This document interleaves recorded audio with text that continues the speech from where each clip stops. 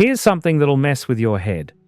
The stuff you ate as a kid in the 70s, the things you thought were treats, the snacks you'd beg your mum to buy at the shops, they were actually better for you than half the health food people eat now. Not all of it, obviously. But enough that when you look at the ingredients, when you see what was actually in those packets and boxes, you realize something strange happened. Somewhere between then and now, junk food got junkier, the recipes changed, the shortcuts multiplied. And the foods that seemed indulgent back then, the ones you weren't supposed to have too often, they were made with real ingredients, actual sugar, actual butter, things you could pronounce. So here are the Australian junk foods from the 70s that, looking back, were surprisingly decent. The kind of treats that wouldn't make a nutritionist panic if you had one today. The biscuit that was actually just oats and honey. Anzac biscuits, not the mass-produced ones you get now, the ones from the 70s. The ones your mum made, or your auntie, or the lady down the street who always had a tin going. And when you look at what went into them, it's almost embarrassing how simple it was. Oats, flour, sugar, butter, golden syrup, bicarb, that's it. 6 ingredients, all of them things you'd have in the cupboard anyway. No preservatives, no numbers you couldn't pronounce, no palm oil or modified anything.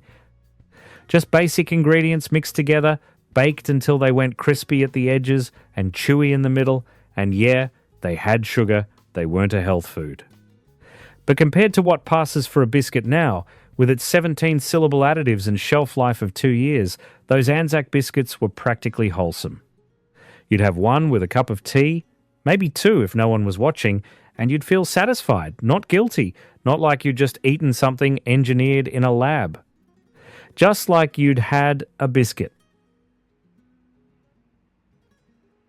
The chocolate bar that was mostly just dried fruit and nuts, there was this thing called a cherry ripe, and before you say anything, yeah, it's still around, but it's different now. The one from the 70s had real cherries in it, actual dried cherries mixed with coconut and covered in dark chocolate. You could taste the fruit, feel the texture. It wasn't just flavoring, it was the real thing. And when you bit into it, you got chocolate, sure, but you also got something that felt almost substantial. Like it had come from somewhere, like someone had actually put thought into it. The ingredient list was short. Cherries, coconut, chocolate, sugar, nothing weird. Nothing you needed a chemistry degree to understand, and because it was dense, because it was filling, 1 bar was enough. You didn't smash 3 in a row and still feel hungry. You ate one and moved on with your day. Which chocolate bar do you remember actually feeling full after? The drink you made that was just milk and flavoring. Flavored milk, but not from a carton, the kind you made yourself. Your mum would buy a tin of Milo or Nesquik.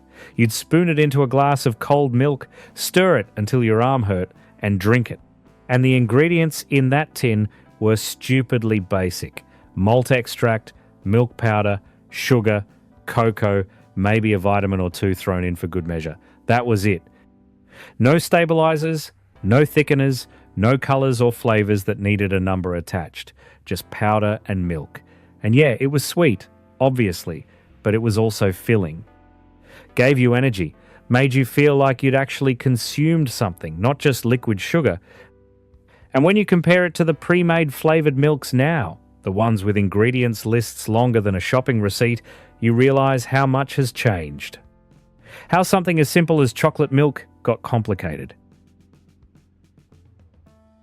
The snack that was literally just dried apricots in a bag. You'd be at the shops with your mum and she'd grab a bag of dried apricots from the bulk section. Not the fancy organic ones, just plain dried apricots. Chewy, sweet, slightly tart, packed in a brown paper bag, and that was your snack. That's what she'd hand you in the car on the way home, or pack in your lunchbox, or leave on the bench for after school, and you didn't complain. Because they were good.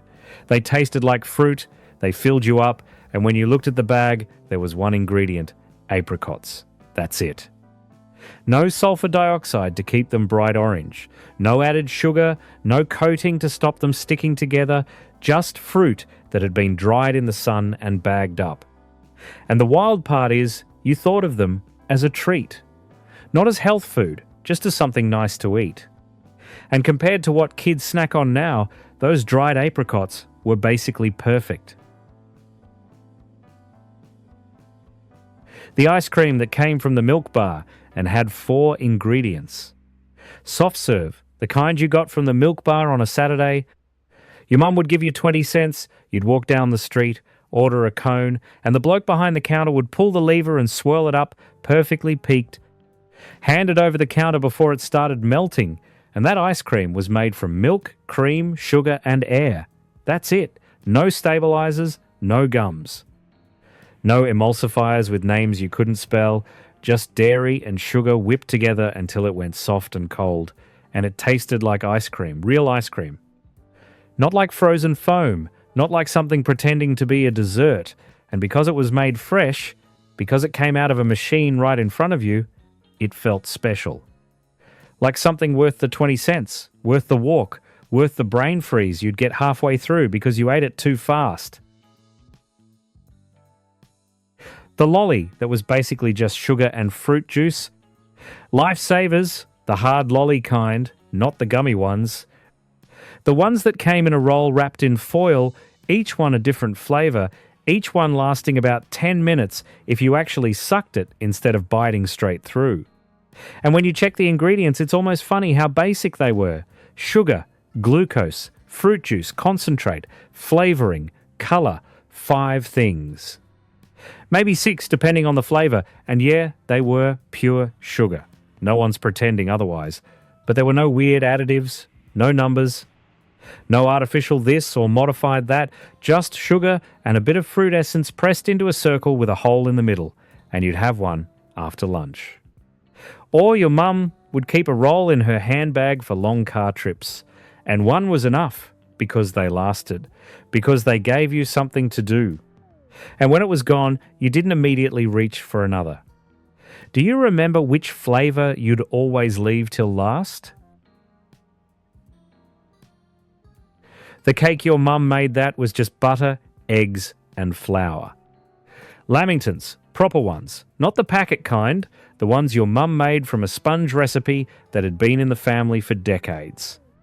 Butter, sugar, eggs, flour, baking powder, that's the base. Then she'd cut them into squares, dip them in chocolate icing made from cocoa and icing sugar, roll them in coconut, and leave them to set on a wire rack. And that was it. No box mix, no artificial flavours, no shelf-stable anything, just cake, real cake. The kind that went stale after 3 days because there was nothing in it to keep it fresh, and you'd have one with a cup of tea. Maybe take one to school in your lunchbox. And it'd be dry by lunchtime, sure, but it still tasted right. Still tasted like something made by hand. And the ingredient list, if you'd written it down, would have been 6 items long. Compared to a store-bought cake now, with its 20-plus ingredients and expiry date 6 months away, those lamingtons were basically clean eating. The breakfast cereal that was just wheat and nothing else. Weet-Bix, the original. The one that came in a plain box with barely any marketing on it. And when you poured them into a bowl, added milk, maybe a spoonful of sugar if your mum wasn't looking, you were eating wheat. That's it. Whole grain wheat pressed into biscuits. No added vitamins to make them sound healthy, no colours or flavours, no chocolate chips or honey clusters or cartoon characters on the box. Just wheat. And yeah, they were boring, completely boring, but they were filling. They kept you going till lunchtime. And when you compare them to the cereals now, the ones marketed as healthy but packed with 17 types of sugar and ingredients you can't identify, those plain Weet-Bix start looking pretty good, almost virtuous, like the kind of thing a nutritionist would actually recommend, which is wild, because back then you just thought they were the cheap option. The thing we stopped noticing. Here's what's strange. The junk food from the 70s wasn't trying to be healthy. It wasn't marketed as clean or natural or guilt-free. It was just food. Made the way food had always been made, with ingredients people recognized, with recipes that hadn't been engineered for maximum shelf life or minimum cost. And somewhere along the way, that changed. Food got complicated.